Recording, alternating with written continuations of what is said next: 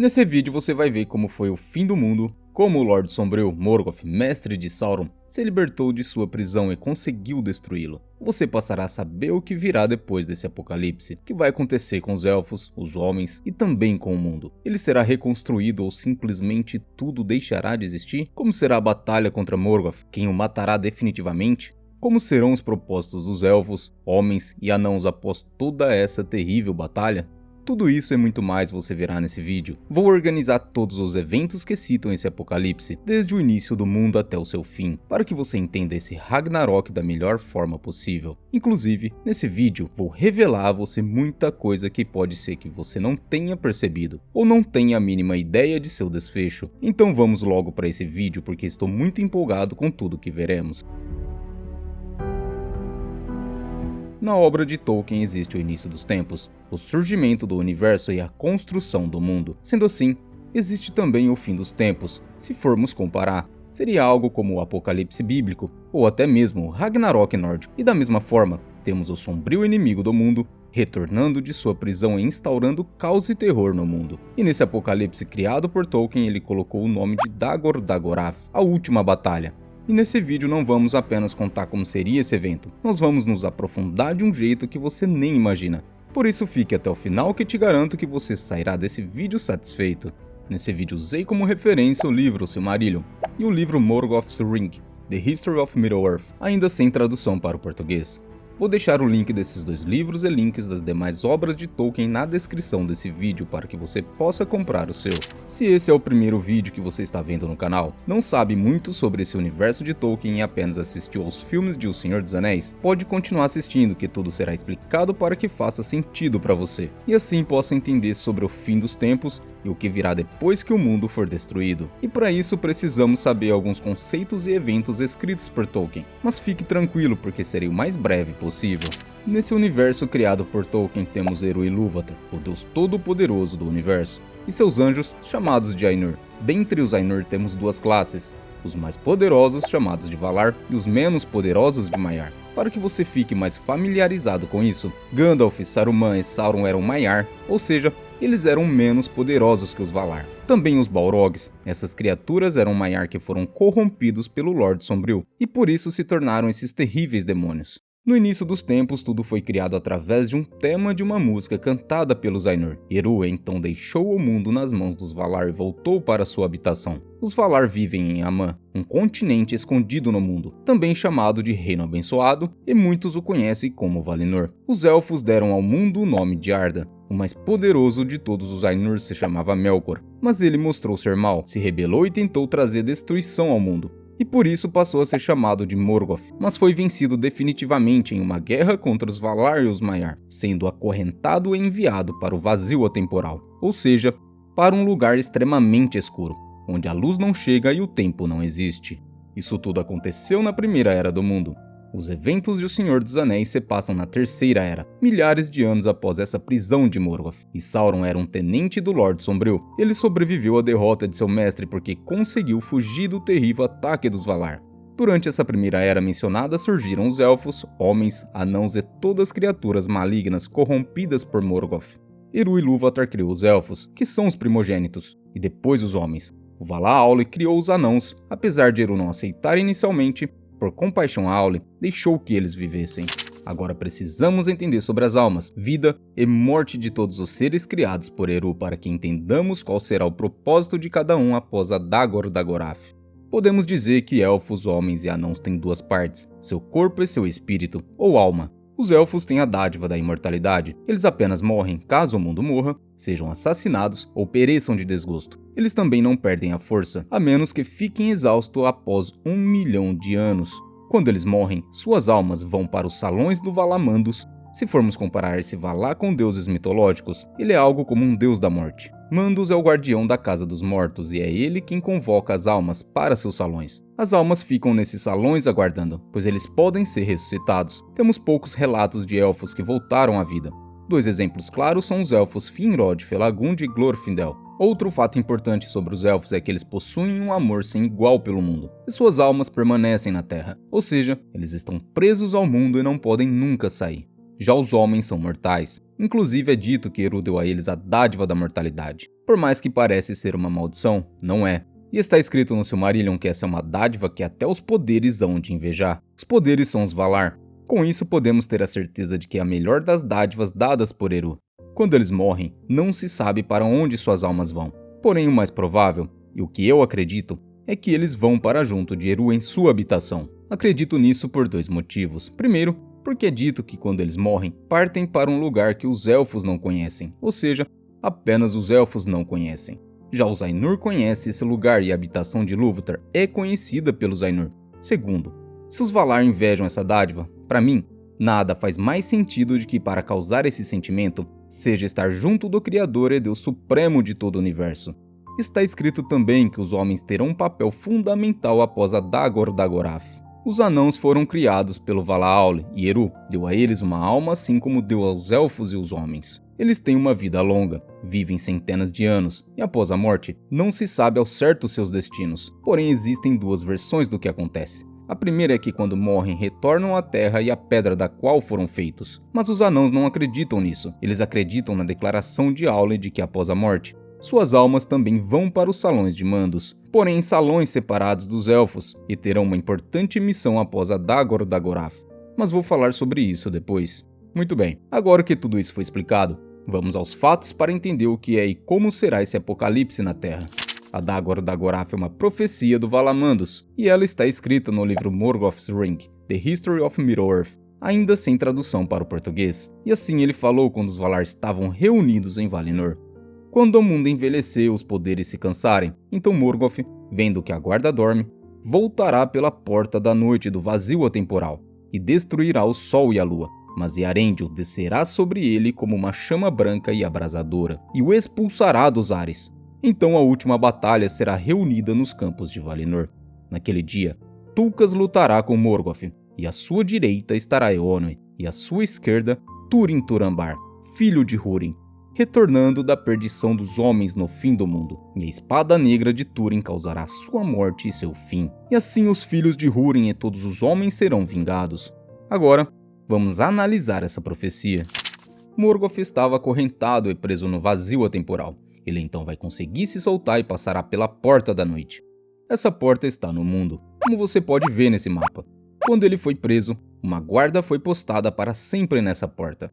E o elfo Eärendil, pai de Elrond, em seu navio voador Vinglot, mantinha vigilância sobre os alicerces do céu. Então essa guarda foi tirar uma soneca e Morgoth, percebendo isso, conseguiu escapar. A primeira coisa que ele vai fazer é destruir o sol e a lua, sendo essa a terceira vez que ele destrói as fontes de luz do mundo. A primeira vez foi as lâmpadas, depois as árvores e agora o sol e a lua. E o mundo volta a ficar em completa escuridão. Os Valar enfraquecem e se cansam conforme usam seus poderes, influências e conforme envelhecem. E isso aconteceu prematuramente com Morgoth, pois ele usava seu poder descontroladamente, o que o deixou muito enfraquecido até sua derrota definitiva ainda na Primeira Era do Mundo. Os outros Valar estarão muito enfraquecidos no fim do mundo, mas como já dito, isso não acontece com os elfos. Eles ficam fracos apenas se estiverem exaustos após 1 milhão de anos, mas se não estiverem exaustos, sua força continua a mesma mesmo após todo esse tempo decorrido. E isso podemos ver com o elfo Eärendil, que continua forte mesmo após muitas eras decorridas. O elfo Eärendil, que havia derrotado o maior e mais poderoso de todos os dragões, Ancalagon o Negro, durante a batalha em que Morgoth foi derrotado na Primeira Era, vai até Morgoth assim que ele destruiu o sol e a lua, e uma batalha no céu acontece. O incrível elfo fez ele descer e pôr seus pés na terra. Morgoth então desceu até Valinor, e agora a batalha será travada nos chãos do Reino Abençoado. No Silmarillion há algumas referências a esse evento, e uma delas é na Segunda Era, quando o último rei de Númenor, Ar-Pharazôn, invade o Reino Abençoado com um enorme poderio militar, chamado de Grande Armamento, e declara guerra aos Valar, pois ele queria a imortalidade e achava que a conquistaria se derrotasse os deuses do mundo. Então Vala-Manwë, o rei do mundo, invocou Ilúvatar e por um momento o Deus Supremo tomou o governo da Terra e além de destruir a ilha de Númenor, todos aqueles homens que tinham pisado nas terras imortais, inclusive o rei Ar-Pharazôn, foram enterrados sob colinas desabadas e assim está escrito. Ali se diz que jazem aprisionados nas cavernas dos esquecidos até a última batalha e o dia do juízo. Com isso eu entendo que eles sairão dessa prisão e lutarão ao lado de Morgoth contra os Valar, pois com certeza eles buscarão vingança e sofrerão um julgamento no dia do juízo. Além de que esses Númenóreanos, quando viviam em Númenor, adoravam a Melkor em um templo feito a ele, e faziam sacrifícios humanos para o Lorde Sombrio. Tulkas, o mais forte dos Valar, lutará com Morgoth, e ao seu lado estarão Eowyn e ninguém menos que o homem Túrin Turambar, com sua poderosa espada Gurfang, a espada senciente que canta quando é desembainhada para matar. Eu vou te matar! Eowyn é uma ajudante de Manwë, e Túrin é um homem com uma história completamente trágica, com um final que nos deixa completamente sem chão. Ficamos realmente atordoados com seu desfecho, de tão terrível que ela é. A história de Túrin é extremamente terrível por culpa de Morgoth, que amaldiçoou seu pai Húrin e toda a sua família. E a vida dessa família foi a mais terrível de tudo que você verá nas histórias da Terra-média. Logo sai um vídeo sobre ele, por isso se inscreva no canal e ative as notificações para não perder a história mais trágica escrita por Tolkien. E lógico, estou pedindo isso pois não quero sofrer sozinho com essa história. E é gratificante demais saber que é a espada de Túrin que causará a morte definitiva de Morgoth. E espero muito que ela faça uma longa canção com esse feito tão incrível. Vou deixar um link na descrição desse vídeo para que você possa ver meu vídeo sobre os homens mais poderosos da Terra-média. E lá você vai ver uma breve apresentação de Túrin e de seu pai. Vou deixar também um card no final desse vídeo para que você veja ele assim que esse aqui acabar. Em todas as batalhas contra Melkor, o mundo sofreu terríveis mudanças, mas nessa última batalha, o mundo é destruído completamente. E agora vamos ver o que acontecerá com o mundo e todos os seres vivos. Lembram no começo do vídeo quando eu disse que o mundo foi criado através da música cantada pelos Ainur? Agora, uma segunda música será cantada, e dessa vez com a participação especial dos homens. Quando os Ainur acabaram de cantar a primeira música, no Silmarillion é mencionado sobre a segunda. E assim está escrito: nunca desde então fizeram os Ainur música alguma semelhante a essa música, embora se diga que outra maior ainda há de ser feita diante de Ilúvatar pelos corais dos Ainur e dos filhos de Ilúvatar depois do fim dos dias. Então os temas de Ilúvatar hão de ser tocados com acerto, adquirindo ser no momento de sua emissão, pois todos então hão de entender plenamente o propósito dele em sua parte na música, e cada um há de conhecer a compreensão de cada um. Ilúvatar há de dar a seus pensamentos o fogo secreto, comprazendo-se neles. Apenas os homens participarão da música. Isso você vê nessa frase no Silmarillion. Os Valar declararam aos Elfos em Valinor que os homens hão de se unir à segunda música dos Ainur. Já Ilúvatar não revelou seu propósito para os Elfos depois do fim do mundo. Para ser sincero, eu não consigo pensar num propósito ideal que Ilúvatar desejaria aos Elfos. Penso em algumas coisas, mas eu próprio não me convenço disso. Às vezes acredito que após a segunda música ser cantada e o novo mundo ser criado, todos eles voltarão à vida e viverão felizes nesse mundo que será completamente perfeito, lembrando que eles estão ligados ao mundo. Sendo assim, eles nunca sairão da Terra. Quero saber o que você pensa sobre isso. Diga nos comentários no que acredita sobre os propósitos para os Elfos. Quando a primeira música foi cantada, o mundo era para ser perfeito. Era para ser um paraíso para a morada dos filhos de Ilúvatar. Porém Melkor era um Ainur e modificou a música, trazendo muita contenda e assim, o mundo ficou impuro. Mas na segunda música, Melkor não estará lá para modificar. Assim, ela será perfeita, intocada pelo mal. E o paraíso será finalmente estabelecido. Quanto aos anãos, eles ajudarão Aule a recriar o mundo. E assim está escrito no Silmarillion. Então seu papel será servir a Aule e auxiliá-lo na recriação de Arda depois da última batalha. Aqui está se referindo aos anãos que estão nos salões de mandos, e mostrando qual o propósito dado a eles após a Dagor Dagorath. E assim que o mundo estiver pronto, eles viverão com os elfos nesse mundo perfeito. E quanto lado a lado com um amigo? Ah, sim.